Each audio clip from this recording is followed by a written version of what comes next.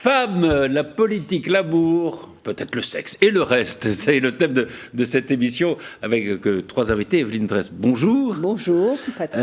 Vous êtes évidemment comédienne, metteur en scène, peintre aussi. Ouais. Et écrivain ou écrivaine. Écrivain. Ah, vous préférez, vous êtes un peu, oui, vous êtes un peu vieux mode.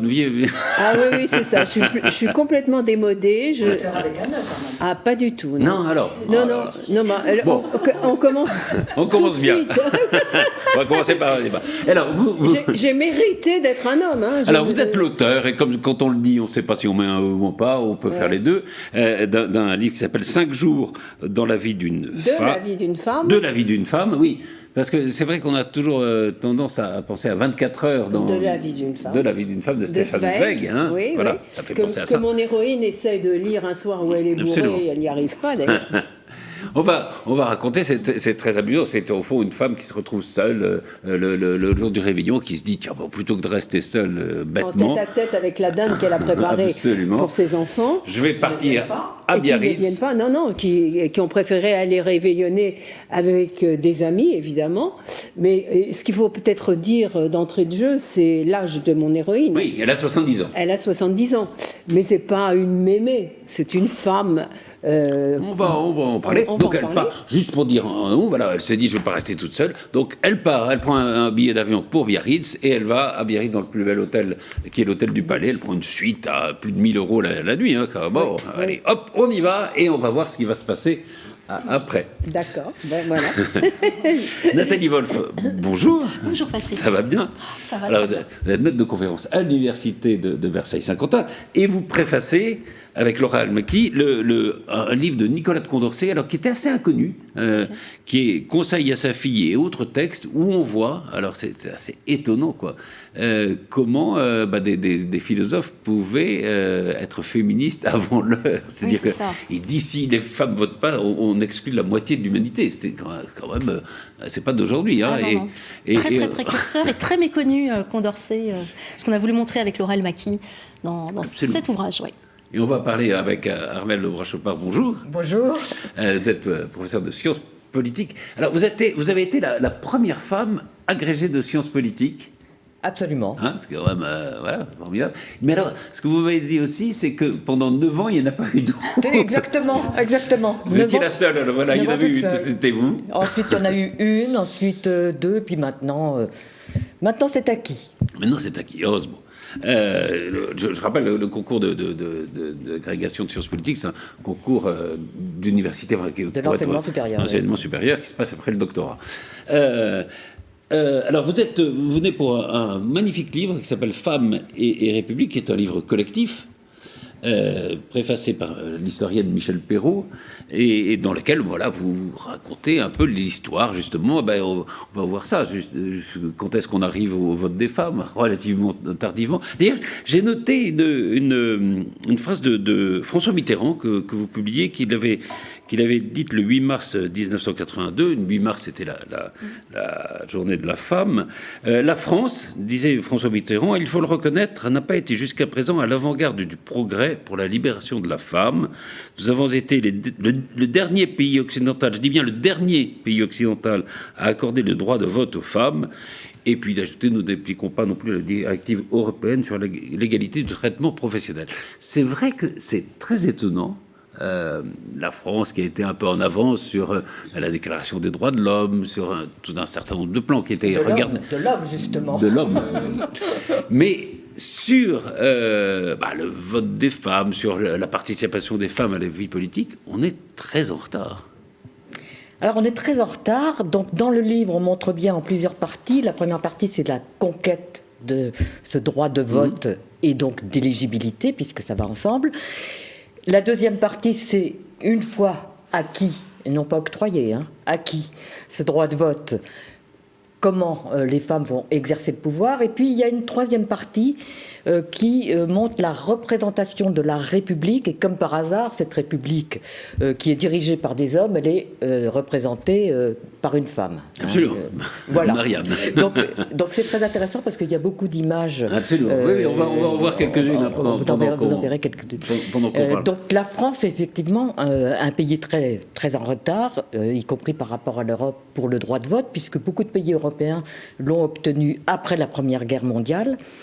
Et quelle est la raison pour laquelle en France... Pourquoi c'était si long quand même? Alors, il y a une raison culturelle qui est Bon, on a quand même eu la loi Salique alors qu'il y avait... La loi Salique, il faut expliquer, c'est qu'une femme ne peut pas être sur le trône de France. Et relayée par les écrits des philosophes comme Jean Bodin au XVIe siècle, qui disaient mais si une femme arrive au pouvoir, il n'y a plus de souveraineté. C'est à ce moment-là qu'on met en avant le concept de souveraineté. C'est la gynécocratie, l'horreur. C'est un peu du Zemmour avant là, ça fait. Presque pire. Presque pire. Parce qu'en plus, les femmes sont présentées non seulement comme lubriques, mais aussi elles assassinent leur mari pour prendre le pouvoir, etc. Et l'exercice du pouvoir ne va pas être une chose simple, c'est parce que ça ne suffit pas d'avoir le droit de vote, il faut encore...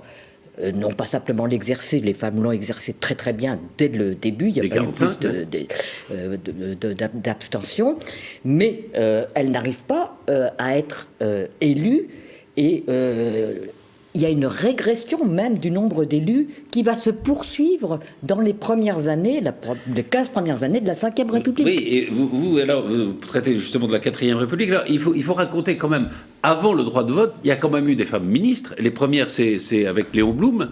Alors, c'était des ministres, on appelait ça à l'époque des sous-secrétaires d'État. Pourquoi on n'emploie plus le terme. Il y a toujours des secrétaires d'État, des sous-secrétaires d'État, il n'y en a plus. C'était quoi les sous-secrétaires d'État? C'était en dessous du secrétaire d'État. Et ça veut simplement dire qu'il n'y avait pas de femmes qui étaient ministres de plein exercice. Et sous la 4e République, 3 femmes seulement vont être ministres, dont une seule sera une femme ministre de plein exercice. Germaine Poinceau-Chapuis. Germaine Poinceau-Chapuis, et elle aura énormément de difficultés. Ministre de la Santé. Voilà. De toute façon, elles étaient toujours dans le socio-éducatif, les personnes âgées, les handicapés, les jeunes délinquants, la famille. Sous le Front populaire, il y a Madame Joliot-Curie, quand même. Qui est... Oui, il y en a 3. Il y en a 3. Il y en a 3. Il y en a Cécile de Brunswick, Suzanne Lacore et Irène Joliot-Curie. Voilà, mais elle n'avait pas le droit de vote. Et il y a eu tout un débat au cours de la Troisième République où on a refusé le droit de vote, enfin le Sénat a refusé le droit de vote aux femmes sous différents prétextes. Elles allaient semer la zizanie, elles allaient importer le sexe dans l'Assemblée. Tourner la tête. Tourner la tête des hommes qui ne pourraient plus faire les lois, comme si elles étaient dans l'Assemblée, elles ne faisaient pas elles-mêmes aussi les lois. C'est un argument qu'on retrouve en 1945, quand l'école de la magistrature est créée. Les magistrats disent mais c'est pas possible, elles vont emporter le sexe dans le prétoire, on va plus pouvoir juger sereinement. Et alors ils ont l'idée à ce moment-là, ils se disent on va faire quelque chose, elles ne pourront être que magistrats dans le parquet, elles ne peuvent pas être magistrats du siège. Évidemment, ça n'a pas pu passer, c'était hors la loi. Oui, on ne pourrait pas faire une loi pour dire... En plus, les arguments, c'est que la femme, elle est toujours un peu folle, elle est hystérique, bref.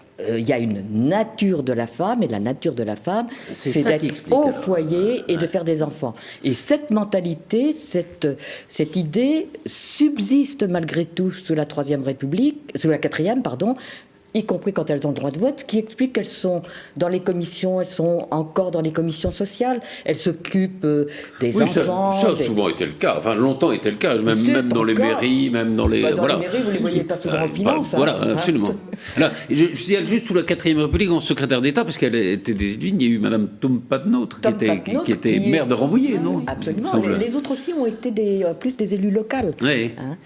Et puis il y avait... Alors moi je me souviens, quand j'étais petit, il y avait Marie-Madeleine Guénèche. Alors ça, c'était l'incontournable de la 5e. Elle a fait De Gaulle, elle a fait... elle a été ministre élue depuis les débuts de la 4e République. Alors elle, c'est une caricature de ce que les hommes attendent d'une femme quand elle est au pouvoir. C'est des affaires sociales un peu... Non, mais Ne pas faire De Gaulle disait on l'a mise là parce que au moins avec elle on est tranquille, elle va pas faire d'éclat, elle va pas faire de bruit. Donc docile, gentil, faisant bien son boulot, bien appliqué, exactement. Mais indéboulonnable. Puisqu'elle elle a fait tous les ministères. Elle n'était pas dérangeante. Alors autant. Et c'était la seule en gros en plus. Hein. Oui, avec. Il y avait une ou deux. Non, mais avec De Gaulle il y a eu une et parfois deux femmes, mais à des postes. Le changement, c'est Giscard. Giscard. Alors, le changement, c'est Giscard. On commence à avoir 2, 3, parfois 5 femmes ministres. Il y a François Giroud, voilà. Pelletier, Valéry Giscard d'Estaing qui veut moderniser. Ça va un petit peu avec la même idée que le vote à 18 ans. Hein, et puis, François Mitterrand, bien sûr. Alors là, c'est un énorme changement. Puis on arrive à Jospin et puis les lois sur la parité. La parité, mot qui n'est pas dans la loi d'ailleurs, hein, mais le fait est que c'est la parité. Et donc, à partir de ce moment-là, on peut dire que ça décolle. Depuis quand il y a des gouvernements paritaires, au fond Depuis... Sarkozy, peut-être, non je sais pas. Oui, c'est assez Par là, récent. oui, c'est assez récent. Alors, mais il faut bien voir ce que ça veut dire gouvernement paritaire, parce que c'est toujours pareil. Hein. C'est comme égalité homme-femme dans la loi. Il y a autant d'hommes que de femmes, mais après, il faudrait regarder les postes aussi. À quel niveau ils sont. Si vous regardez le gouvernement, le dernier, le Castex, hein, je crois que même que vous aviez 52% de femmes, c'est-à-dire plus de femmes que d'hommes. Plus que la moitié, hein, plus que paritaire.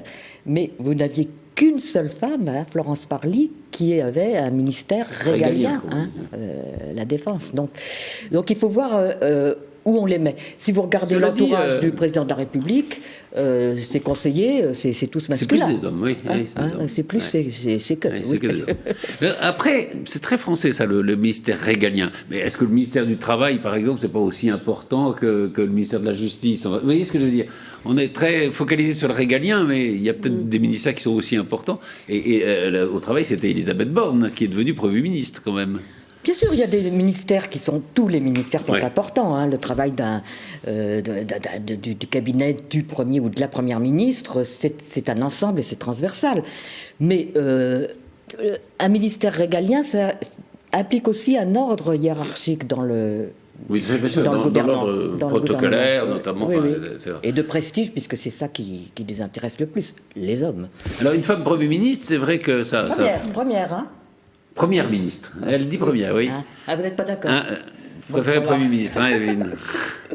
Nous allons en discuter, j'imagine. Non, mais c'est vrai que... Alors, ça fait tout une sorte de pataquès. Enfin, c'est marrant qu'on en fasse un débat, quoi. Enfin, que ça soit un événement.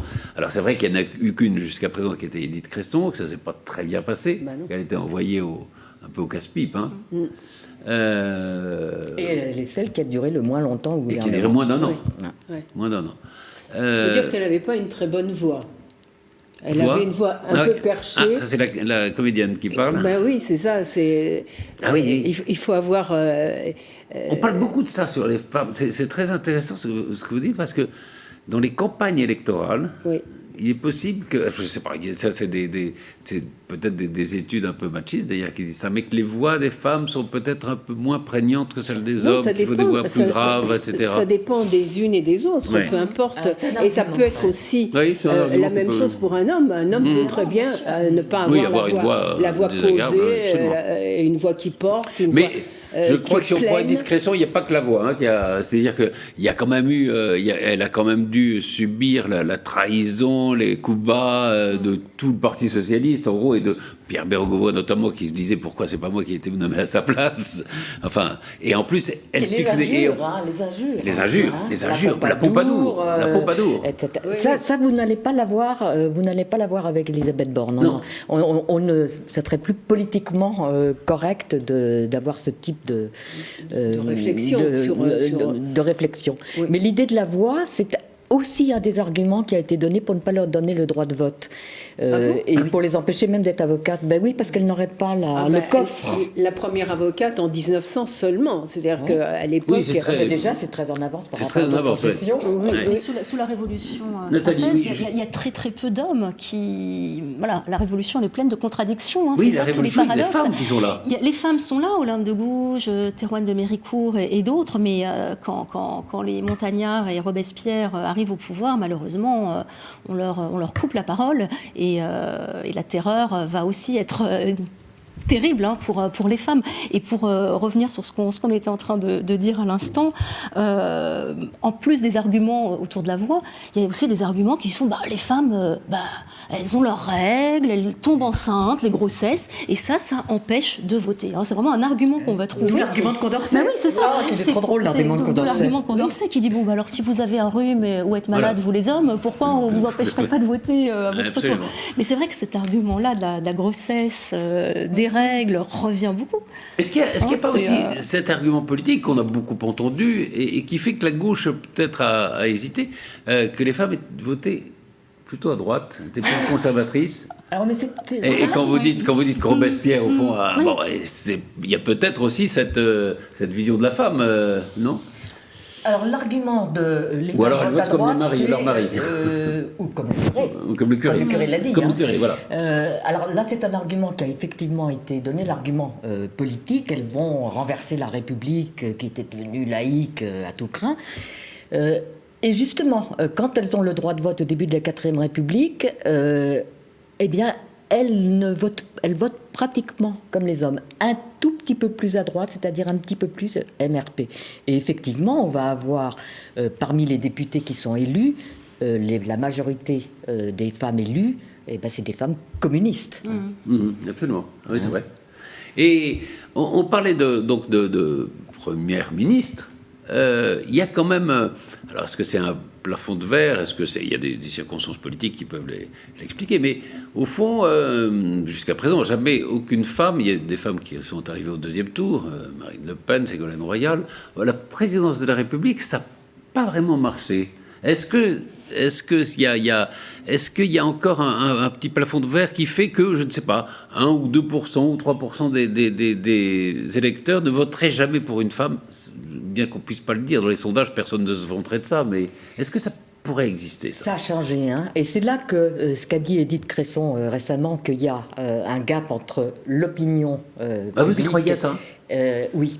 Et la classe politique, l'opinion publique qui était majoritairement, même encore du temps de Mitterrand, défavorable à une femme présidente de la République, est maintenant majoritairement favorable, enfin n'y voit pas d'inconvénient. Alors, la 5e République, puisque nous sommes dans la 5e République, elle s'est construite d'une façon qui n'est pas simplement masculine, mais qui est virile, hein, avec le général de Gaulle, militaire, qui pensait que la femme devait rester au foyer. Avec ce qu'on appelle l'homme providentiel. L'homme providentiel, l'homme, ça ne pouvait être qu'un homme. Non, je pense qu'il y a un décalage entre ce que maintenant accepterait parfois. On a des jeunes générations, à mon avis. Oui, absolument. Je suis très optimiste sur la façon dont les jeunes générations. Oui, non, je me demandais si, par exemple, dans une période compliquée comme celle qu'on vit, avec une guerre, etc., il n'y a pas une petite frange, je ne dis pas. Mais souvent, les élections, ça se joue à 2-3%. La question de la guerre, elle est importante, hein. Macron, au moment des événements en Ukraine, chef de guerre. Oui, c'est très masculin, quoi. Ça, c'est un fait. Oui. Nathalie, justement, alors, quand on prend... Alors, c'est très intéressant parce que ce que nous montre Armelle de Brachet-Chapas, c'est au fond la longue conquête qu'il a fallu pour arriver à la situation d'aujourd'hui. Et pourtant, dès la Révolution, des Condorcet, il y a des philosophes qui disent voilà, on peut pas laisser à l'écart la moitié de l'humanité. Oui. C'est très moderne, c'est extrême. Il n'y en a pas beaucoup. Il y a un livre extraordinaire sur lequel on s'est bien sûr appuyé d'Elisabeth Badinter qui s'appelle Parole d'homme, qui a recherché le nombre de révolutionnaires et d'hommes qui prennent la parole pour les droits des femmes pendant la Révolution. Et elle écrit qu'on les compte sur les doigts d'une main. Donc il faut quand même savoir que même chez les philosophes des Lumières, pourtant ouvert donc vers l'idée d'abord de tolérance et d'égalité, qui lutte contre les discriminations faites aux Noirs, aux Juifs, aux protestants. Même chez eux, l'idée de donner des droits de vote aux femmes est une idée complètement folle. Et même Rousseau, par exemple, si on va regarder ce qu'a écrit Rousseau, c'est complètement fou, parce que pour Rousseau, la femme, c'est l'objet de séduction dont Armelle parlait, elle doit rester à la maison. Donc en réalité, il y a très très peu de philosophes des Lumières qui vont prôner ce droit de vote pour les femmes. Et Condorcet en fait partie. C'est une exception alors de ce point de vue. C'est ça. Mais alors, il est extrêmement engagé là-dessus. Enfin, il est très engagé. Alors ce qu'on a voulu montrer... C'est très moderne. Enfin, quand on lit ça, on est fasciné parce qu'on retrouve des arguments qu'on pourrait retrouver aujourd'hui, quoi. Enfin, de la part des féministes. Enfin. Il est très très très moderne. Alors d'une partie des féministes, je ne dirai pas tout parce qu'il est universaliste. On y reviendra peut-être tout à l'heure. On parlera peut-être du féminisme tout à l'heure. Voilà. C'est magnifique chez Condorcet parce qu'il est subtil, il est fin, il est dans la nuance. D'ailleurs, c'est peut-être pour ça qu'il est moins connu que d'autres philosophes comme Voltaire ou comme d'autres. C'est un homme extrêmement nuancé et c'est donc, on a dans cet ouvrage qu'on a préfacé avec Laura Elmaki, on a montré à travers les textes de Condorcet, on en a retrouvé des textes complètement inédits dans lesquels donc on est en 1787. Ce qu'il faut raconter, c'est que ça, c'est des textes qu'on ne connaissait pas. Des textes qu'on ne connaissait pas. Puis en 1790, il y a un texte qui s'appelle... excusez-moi, j'ai un trou de mémoire sur le titre pourtant, et pourtant je n'ai fait que de le lire et de le relire. Voilà, sur l'admission des femmes au droit de cité, où il montre qu'on ne peut pas exclure la moitié de la population au droit de vote. Et alors il va avoir une argumentation extrêmement forte, puissante. Et il va démonter tous les arguments dont on vient de parler pour dire voilà pourquoi il n'y a aucune raison d'exclure les femmes du droit de vote, et pourquoi pas une femme qui préside un tribunal, une armée dont on parlait tout à l'heure. C'est très très précurseur. Et l'instruction. Alors, évidemment. Parce qu'il y a ça aussi. Il y a eu toujours cette idée que c'était pas la peine que les femmes suivent des études. C'est les deux Vous faces disiez d'une même première pièce. femme avocate au début du siècle, mais pendant très longtemps, enfin, même passer le bac, c'était un drame absolu. On disait, elle ne trouvera pas de mari. Faire des études, c'était voilà, c'est très récent. C'est le XXe siècle. Mais ça, c'est fou parce que Condorcet dit voilà, il faut pour avoir la citoyenneté, ça marche avec l'instruction. Voilà. C'est vraiment ensemble. C'est dialectique. Il faut les deux pour les femmes. Donc, il prône une instruction publique gratuite, laïque, pour les garçons et pour les filles. Et il va encore plus loin que ce qui sera fait par Jules Ferry un siècle plus tard. C'est qu'il va dire, voilà, les filles et garçons doivent aller à l'école ensemble. C'est extraordinaire. Il faut quand même attendre les années 1970 pour arriver à ça. On n'était pas ensemble. Hein. Ah oui, ça c'est triste. Vous non plus, je pense. Vous mettiez de la l'école de filles, l'école de garçons, c'était pas... Non, on ne mélangeait pas... C'était plutôt sympathique parce qu'on allait voir comme ça la sortie d'école des filles. Mais... Non, il ne fallait pas la même éducation pour les garçons et les filles. Et donc, nous, elle n'avait pas. On avait des cours de couture, de cuisine aussi, je crois. Oh, même pour les mathématiques, il paraît que ça leur cerveau n'aurait pas supporté.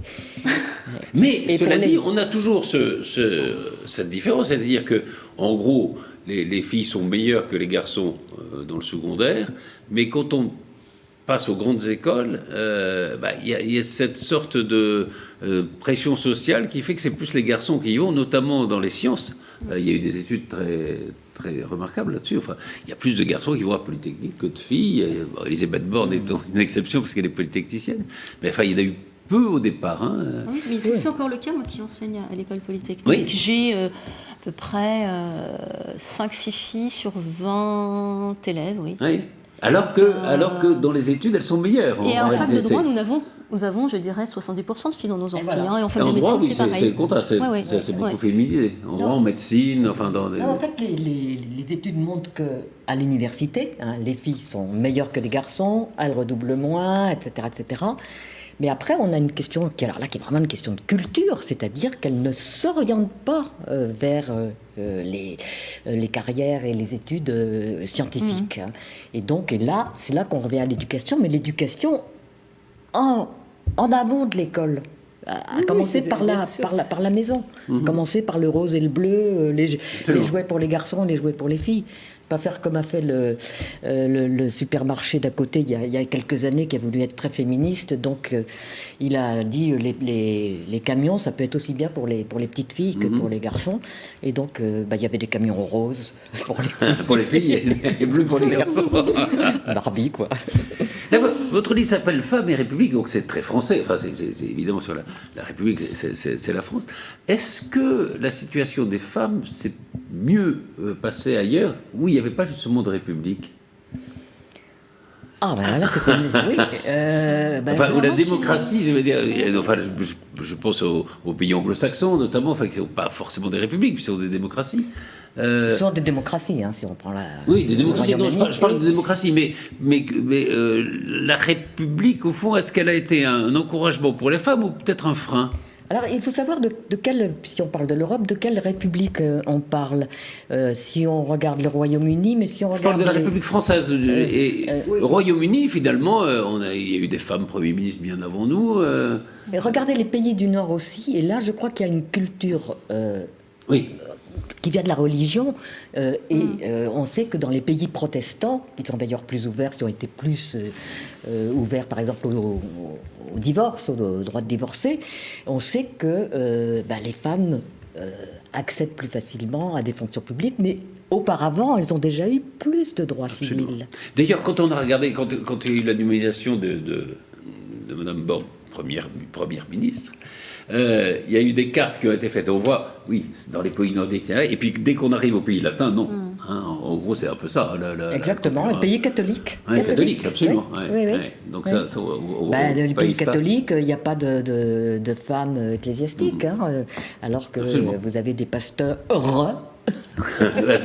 Et quels sont les rapports justement de Condorcet de la religion? Alors oui, peut-être un autre exemple quand même, c'est intéressant, c'est le cas de la Turquie, qui donne le droit de vote aux femmes avant nous. En 1934, Atatürk enjoint les femmes à retirer leur foulard islamique. Et puis, malheureusement, on connaît la suite quand Erdogan arrive au pouvoir et les enferme. Oui, c'est vrai qu'il y a eu cette période d'Atatürk qui est quand même assez intéressant. Et du Mexique aussi, qui est intéressant de ce point de vue-là. Et des pays dont on se dit, dont on parle peut-être moins.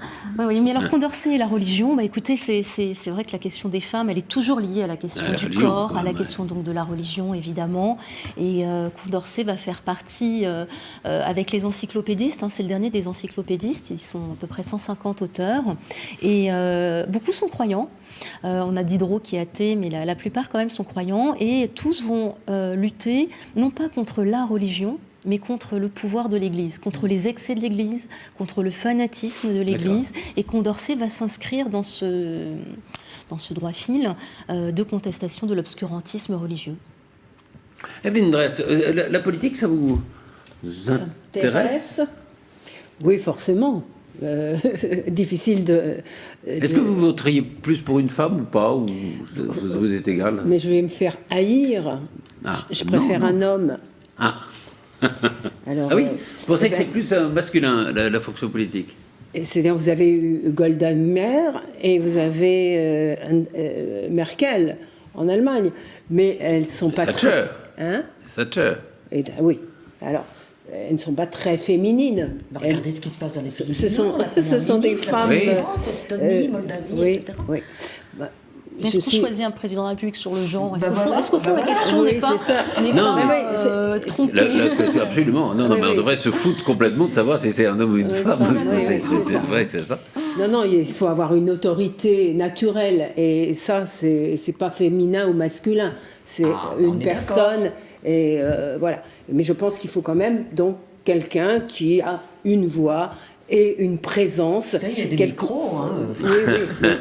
Mais par exemple, je n'ai pas besoin de micro. Je veux dire, c'est une question de stature. Je pense qu'il faut avoir l'étoffe. Voilà. Le costume, cravate, c'est ça? Ouais. C'est très traditionnaliste là. Oui, je suis très... Mais je vais me faire haïr. Deux femmes face à moi. Non, haïr, non. Moi, je pense qu'au contraire, qu'il faut... J'ai lu un livre qui m'a beaucoup plu, qui s'appelle Le Voyant des Tempes d'Abel Quentin, qui raconte l'histoire d'un homme qui écrit un texte absolument magnifique sur un poète américain. Et il écrit ce livre et il se trouve que ce poète américain est noir, mais qu'il est tellement passionné de l'art de cet auteur qu'il omet de dire qu'il est noir. Ah oui. Et donc, il passe au pilori. Enfin, tous les médias s'en prennent à lui, ça part d'un tweet. Ne pas avoir dit qu'il était noir. Et donc, mais ce qui l'intéressait, c'était l'œuvre. Et moi, je crois qu'il s'agisse de noir ou de blanc, ou d'hommes et de femmes, au fond, moi, quand je lis un livre, je me fiche de savoir que l'auteur est un homme ou une femme, ça ne m'intéresse pas. Ce qui m'intéresse, c'est l'œuvre. Et donc, je crois qu'il faut, à mon avis, mais dépasser une fois qu'on en sera là, c'est que le problème sera résolu, absolument. C'est ce qu'il faut souhaiter. C'est qu'on dise un livre de femmes ou un film de femmes. C'est horrible. C'est horrible. C'est la raison pour vous avez fait un film de femmes. Non, vous avez fait un film. J'ai fait un film qui parlait des femmes. Je parle en tant que réalisatrice. En tant que réalisatrice, oui. Pas d'amour sans amour. Qui dénonçait ce qu'on dénonce aujourd'hui. C'était le MeToo avant MeToo. Voilà, MeToo avant MeToo. Et à l'époque, évidemment, tout le monde m'est tombé dessus. C'était quelque chose qu'on n'avait pas le droit de dire, de dénoncer, et voilà. Et j'ai été soupçonnée de toutes les rumeurs et tout. Enfin, j'ai été très gâtée. Et un jour, j'en ferai un livre. Vous avez presque traité de sorcière, ce qui pourrait intéresser Armelle. Oui. Donc, mais alors, venons-en à ce roman. Oui. C'est le combienième, vous avez vu? 10e. 10e, hein? Oui. 5 jours de la vie d'une femme. Oui. Je l'ai bien dit ce coup-ci. L'édition Glyph. Alors, vous abordez un problème très passionnant et très sulfureux, c'est celui au fond, de la sexualité à 70 ans, quoi, après 70 ans. Hein. Oui, parce qu'il y a encore comme ça des idées reçues qu'une femme, après la ménopause, ça va elle va faire la cuisine, et donc elle n'a plus de vie sexuelle. Elle n'est plus bonne à rien. Or, donc, dans le livre et dans la vie, je veux justement défendre l'idée qu'une femme peut faire l'amour jusqu'au bout. Et il faut que dans la mentalité des femmes, ça change. Parce qu'on leur a tellement inculqué que c'était fini pour elles et qu'elles n'avaient plus qu'à s'occuper des petits-enfants, qu'elles ne s'autorisent pas le droit de séduire et d'avoir encore une jouissance. Et récemment, je déjeunais avec une amie qui me disait, tu vois, maintenant que je suis installée dans mon petit studio, parce qu'elle s'est séparée, donc elle a moins de moyens, et elle est dans un petit studio, elle adore son endroit, et elle me dit, mais maintenant, tu vois, je me sentirais prête à rencontrer quelqu'un.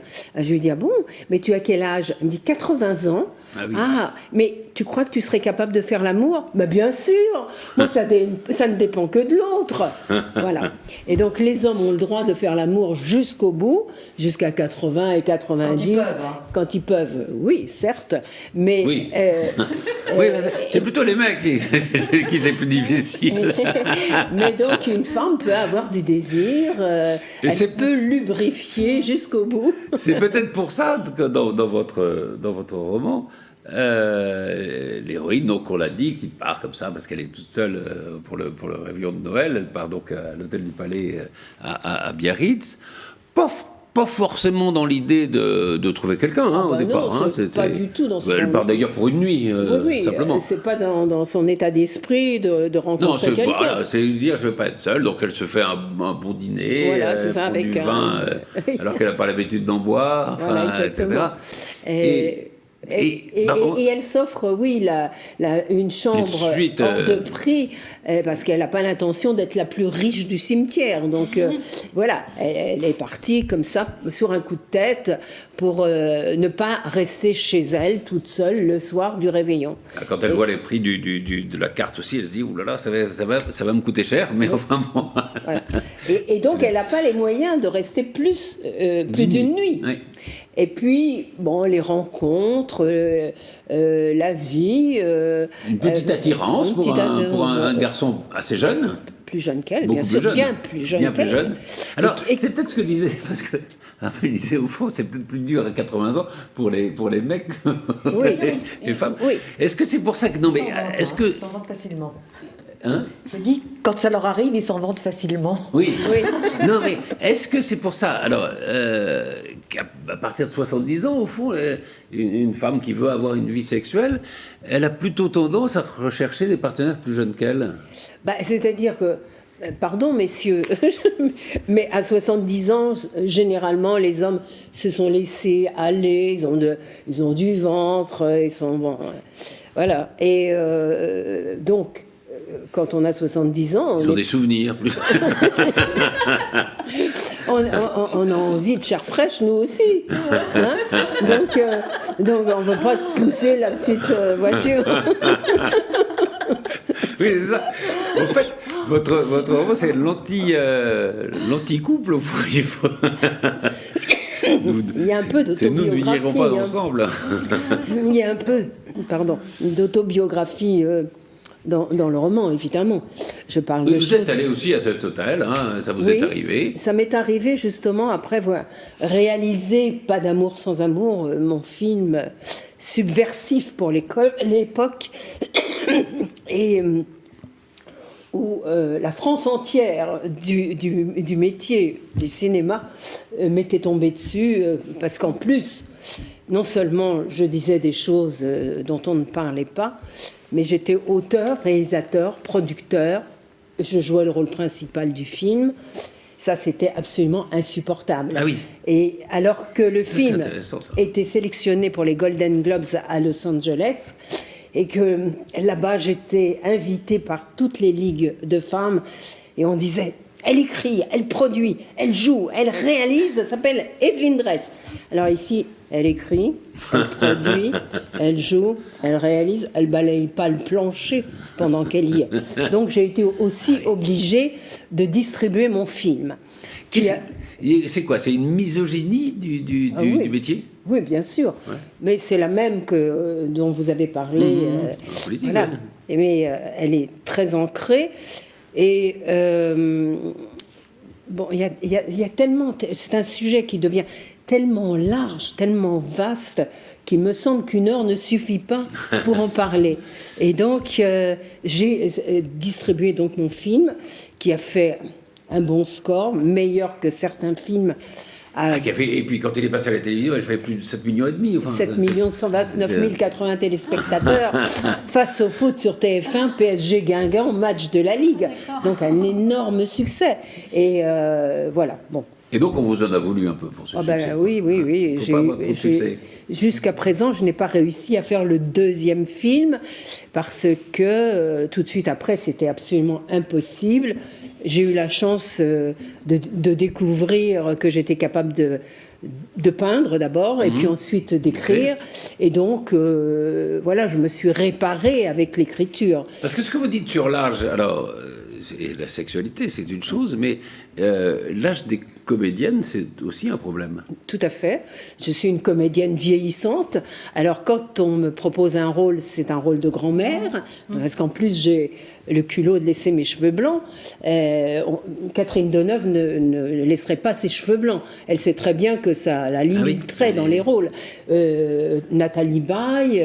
Mais Catherine Deneuve, Nathalie Baye, c'est un peu des exceptions. C'est-à-dire que c'est des femmes il y a 3 femmes, comme vous dites, mais qui ont des rôles. Qui ont des rôles, oui. Mais après, Isabelle Huppert, elles ont tous les rôles, les meilleurs rôles. En ce qui me concerne, on me propose des grands-mères. Alors, je dis, oui, très bien. Alors, quel est l'âge de mon fils? 40 ans. Ah oui, je suis désolée parce que moi, à 40 ans, j'en fais pas des fils, j'en fais des amants. Voilà. Donc, si je veux bien jouer une grand-mère si elle se tape le copain de son fils. Voilà. mais ça manque d'imagination encore. Ouais, c'est-à-dire que je m'habille en Prada, la fille, Glenn Close, c'est Glenn Close, oui. Et se met les cheveux blancs. Oui, absolument. Pour avoir justement une certaine autorité et tout ça. Je pourrais jouer des Wonder Woman, pas des grands-mères qui restent à la maison. Ça, oui, il y a quoi, un manque d'imagination au fond des réalisateurs, du milieu du cinéma. Oui, c'est ça. C'est-à-dire une femme de 70 ans, c'est d'une grand-mère, c'est tout. Voilà, il faudrait que j'adapte mon roman. Oui, l'adapter. 5 jours de la vie d'une femme, ça ferait un très bon film. On ne va pas raconter tout le roman, mais il y a 2 hommes importants dans ce roman. Il y a ce jeune dont on a parlé tout à l'heure, avec lequel l'héroïne a une relation tout à fait satisfaisante. Oui, il y a un palpé roulé, quoi. Il y a, le corps touché par un masseur. C'est un masseur, oui. Voilà. Je racontais ça dans un autre de mes romans, Pas d'amour sans amour, donc justement, mon héroïne, qui était abstinente depuis plusieurs années, avait tout à coup une pulsion, un désir d'être touchée. Et donc, elle prend rendez-vous chez une masseuse et qui l'invite à se mettre sur la table de massage. Et elle dit, bon, alors, qu'est-ce qui ne va pas ? Eh bien voilà, j'ai pas fait l'amour depuis 3 ans. Alors, mais je ne vais pas vous faire un massage érotique. Non, madame, c'est pas de ça dont il s'agit. Vous savez, je suis comme un enfant, un bébé qui a besoin que sa maman le touche. Voilà, c'est ça le truc. C'est qu'on a besoin du toucher. On peut se passer de pénétration, mais on ne peut pas se passer du regard de l'autre et du toucher, de la caresse. Voilà, c'est ça qui fait du bien. Alors, il y avait... parler de ces 2 hommes, donc il y a ce jeune homme, et puis il y en a un autre un peu plus âgé. Un peu plus âgé, oui. Très prévenant, très amical même, dans sa relation. Bon, oui. On ne raconte pas la fin du livre, naturellement.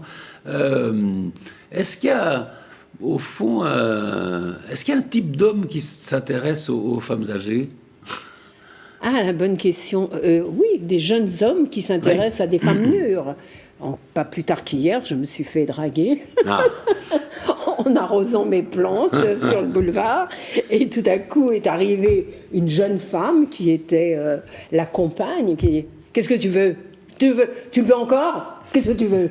Ah ben j'ai eu peur tout à coup.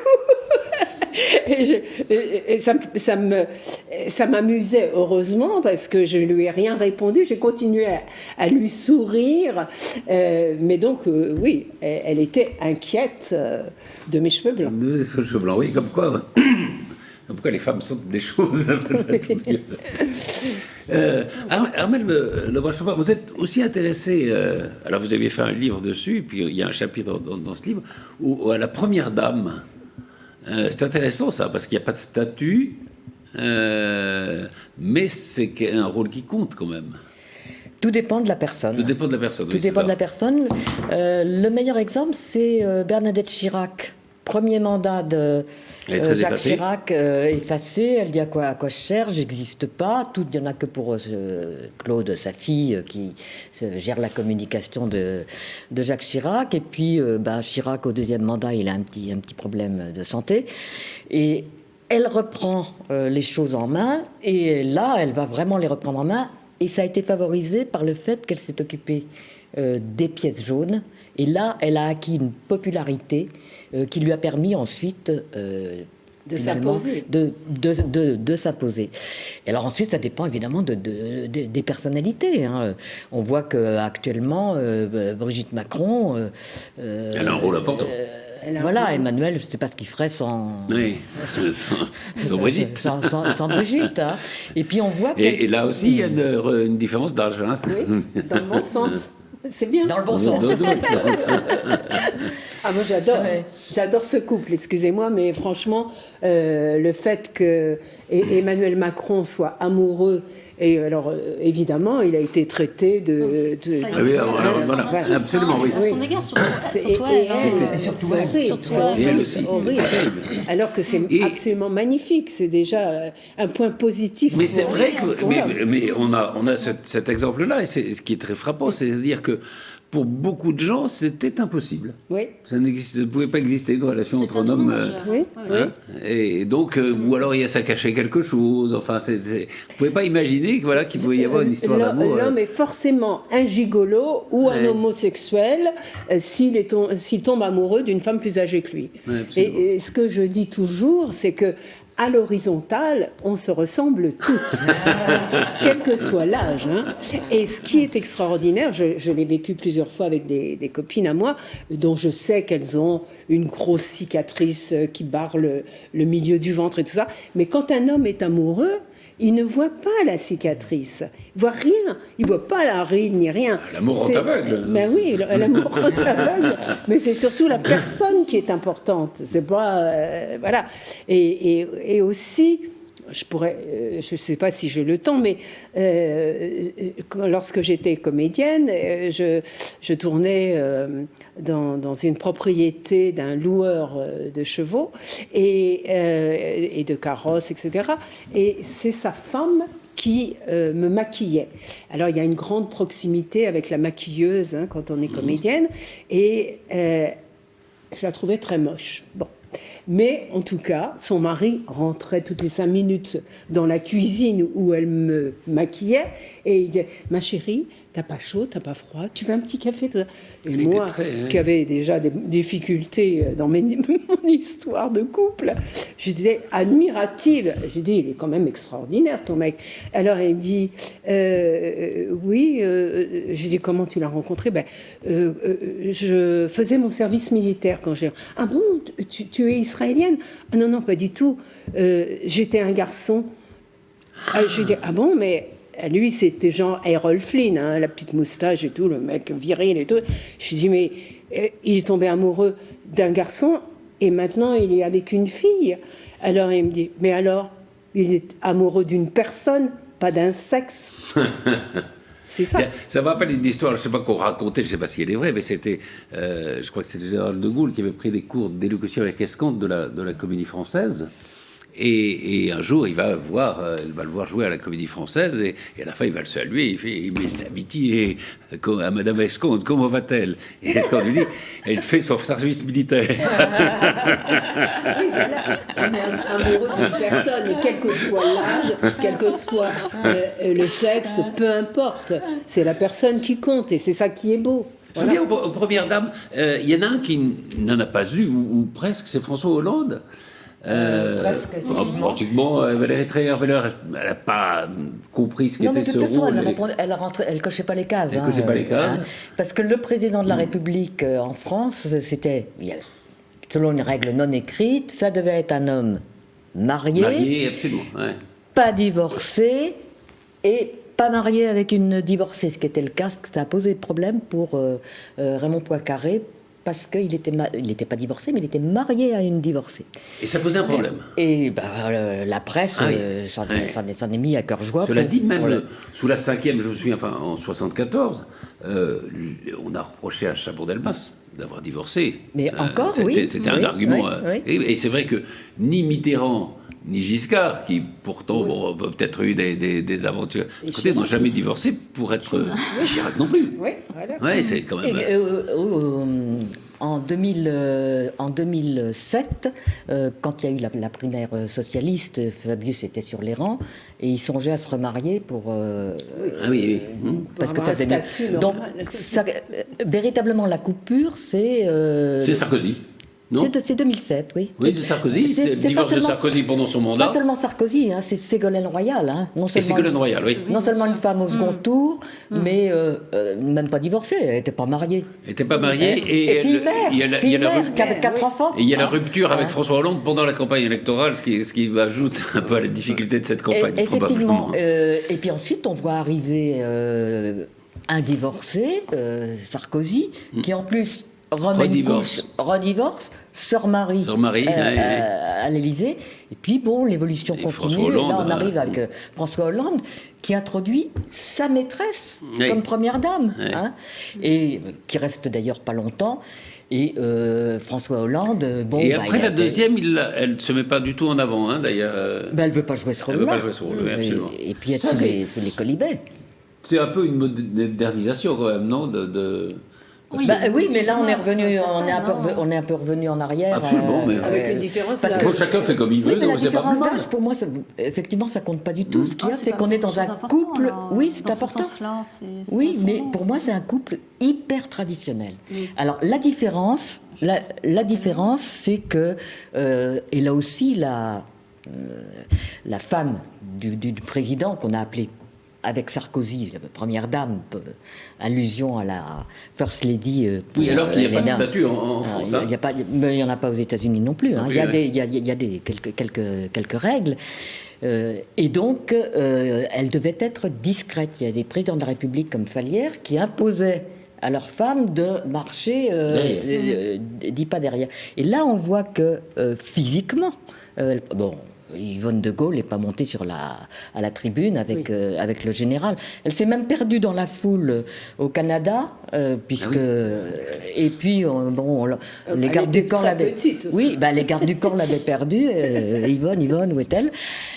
Et donc, on voit maintenant, ça a commencé avec Sarkozy, mais Emmanuel Macron, dans des cérémonies officielles, tenant la main de Brigitte Macron. Ah non. Non. Ils étaient très proches, mais... Ah oui, on savait qu'ils étaient très proches. Mais ils n'étaient pas dans les cérémonies officielles, non. Ah non. Et puis, celles qui ont écrit leur mémoire après coup, sauf Bernadette Chirac qui avait fait des interviews, se sont bien gardées de... transgresser leur droit de réserve. Donc, discrétion. Et Brigitte Macron, c'est là que je dis que c'est traditionnel, elle a quand même, elle est très importante, et tout le monde le sait, mais elle s'efforce de ne pas se mettre en avant inutilement. Quand elle lui pose une question, elle répond avec pertinence et brièveté d'ailleurs. Elle ne prend pas de position politique. Mais elle assume parfaitement cette réserve qui est le lot non écrit, une fois de plus, de la femme du président. Elle n'est pas élue, c'est une citoyenne comme les autres, mais qui en plus a des contraintes qui ne sont pas celles de vous et moi. Nathalie, je pense à ce que vous disiez tout à l'heure, vous parliez d'Olympe de Gouges, enfin de femmes qui ont joué des rôles très importants. Est-ce qu'on n'a pas manqué une étape ? Enfin, est-ce qu'on n'a pas été justement pourquoi il a fallu attendre 45 quand même pour le vote des femmes ? Je reviens quand même cette question quand même étonnante. Il y avait quoi ? Il y avait quand même un machisme ambiant, même chez les révolutionnaires, même chez les. Oui, c'est très étonnant parce que finalement la révolution est pleine d'espoir. Sauf Condorcet, notamment. Avec ces femmes qui portent des combats absolument majeurs. Et puis après, il y a quand même aussi Napoléon qui arrive au pouvoir. Et on ne peut pas dire que ce soit le plus féministe qu'on ait eu. Et en effet, alors après, ça, je connais un peu moins bien ces sujets-là sur la partie Troisième République, mais les choses se font extrêmement lentement. Il faudra du temps. Et comment expliquer cette si longue marche ? La Troisième République reprend exactement la suite du Second Empire. Donc, en 1848, on instaure le suffrage universel, ce qu'on lisait encore dans nos livres d'histoire. Mais seulement pour les hommes. Pour les hommes. Alors les femmes, elles ne comprennent pas. Il y a déjà des groupes de femmes qui réclament le droit de vote. Oui, on le voit d'ailleurs, il y a des manifestations. Genre de temps, c'est plutôt le droit privé. Elle voulait pas. Elle disait que les femmes, justement, c'était pas fait pour faire de la politique. Elle aurait été très bien avec vous. Non, alors en 1848, les hommes, dans leur euphorie, ils font un décret pour le scrutin, que tous les Français ont le droit de vote et il y a une condition d'âge. Bon, alors les femmes se disent, mais le masculin l'emportant sur le féminin, dans tous les Français, il y a les Françaises. Ah là, problème. Oui. Et alors, ils disent, mais oui, effectivement, vous êtes compris dans tous les Français, mais vous avez remarqué qu'il y a une condition d'âge. Et la condition d'âge, c'était qu'il fallait être en âge viril. Voilà, Et la Troisième République, en ses débuts, va reprendre textuellement ce décret Et puis les femmes, c'est curieux, elles ne sont toujours pas arrivées en âge viril à cette époque. Peut-être qu'il y a la Première Guerre mondiale quand même qui va jouer un rôle important. Les guerres sont quand même des événements majeurs. Parce que le comportement des femmes pendant la Première Guerre mondiale est absolument admirable. Pendant la Deuxième aussi, alors ça a peut-être entraîné ça, dans la résistance, etc. C'est vrai qu'elles ont... On voit qu'elles remplacent les hommes, sur le plan économique, pendant la Première, elles prennent des risques dans la résistance, même si ça n'a pas... Ça n'a pas afflué. Ça n'a pas suffi. La Première Guerre mondiale a joué, mais sans suffire. Ça a joué au Royaume-Uni, et dans d'autres pays européens, on les a en quelque sorte remerciés. Mais au retour de la guerre, ça a été le retour des hommes. Et ils ont eu un petit peu une dépression, les hommes, parce que les femmes avaient un peu pris les choses en main. Et donc ça a été... on a d'abord commencé à faire des monuments aux morts partout, pour bien montrer que c'est les hommes qui avaient fait la victoire. Et ils ont repris leur place exactement... comme avant, ils ont renvoyé la femme à ses fourneaux. Et on voit le même genre de choses dans des pays d'Afrique après des révolutions. Par exemple, au Rwanda, qui finalement, les femmes aussi ont réclamé après le génocide, après la guerre. Elles avaient leur place, on leur a donné textuellement.